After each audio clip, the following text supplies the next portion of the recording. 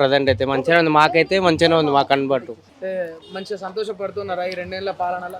అవునా పడుతున్నాం, అన్ని పనులు అవుతున్నాయి మంచిగా, అందరు మంచిగా సెటిల్ అవుతారు, అందరికి జాబ్స్ ఇస్తుండు కదా, మంచిగానే అవుతుంది. మరి ఇప్పుడు అస్సలు బాగలేదు, రేవంత్ రెడ్డికి పాలనే రాదని విమర్శిస్తున్నారు కదా. అంటే అపోజిషన్ పార్టీ చెప్తుంది అన్న, అట్లా మస్తు చెప్తుంది. ఆ.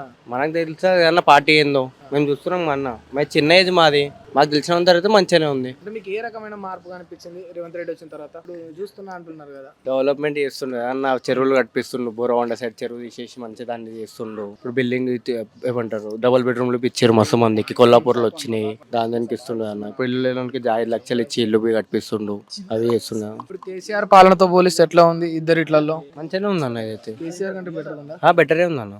అవునా? మరి ఇల్లు కూలి చేస్తుండే పేదలే అంటున్నారు కదా. కూల్ చేస్తుంటే దానికి ఒక ప్రాసెస్ ఉండొచ్చు, ఎందుకు కూల్చున్నాం మనం చెప్పలేము, ఆయన మైండ్ సెట్ ఎట్లా ఉందో, దేని గురించి కూలుస్తుండు. మంచిగా అంటారా? మంచిగా కూలుస్తాడు కదా, ఎవరు ఆయన ఎవరు చెడుగు ఇయ్యారు కదా ఎవరైనా సరే, ఆయన చేసే వరకు మనం వెయిట్ చేస్తే మనకు తెలుస్తుంది ఫలితం ఏందో. అంతే. సో ఓవరాల్ ఒక మాట ఏం చెప్తారు రేవంత్ రెడ్డి గురించి? మంచి వ్యక్తి అన్న, మంచిగా చేస్తుండే కదా, ప్రజలకైతే మంచిగా చేస్తుండే, ఇంకా టైం పడుతుంది కదా చేసే వరకు, ఇంకా 2 సంవత్సరాలు ఉంది కదా, అప్పటి వరకు ఇంకేం డెవలప్మెంట్ చేయొచ్చు, మంచిగా చేయొచ్చు.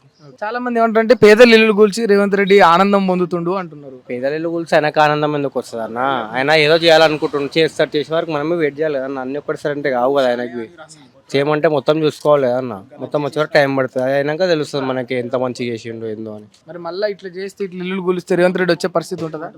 అట్లా చేస్తే పరిస్థితి ఉండదు, చర్యత ఉండదు, కానీ ఇక మంచి గురించి చేస్తాడు అన్న, కూల్చుంటే దానికి ఏదో ఫలితం ఇస్తాడు వాళ్ళకి, ఎవరికెందుకు బాధ పెడతాడు.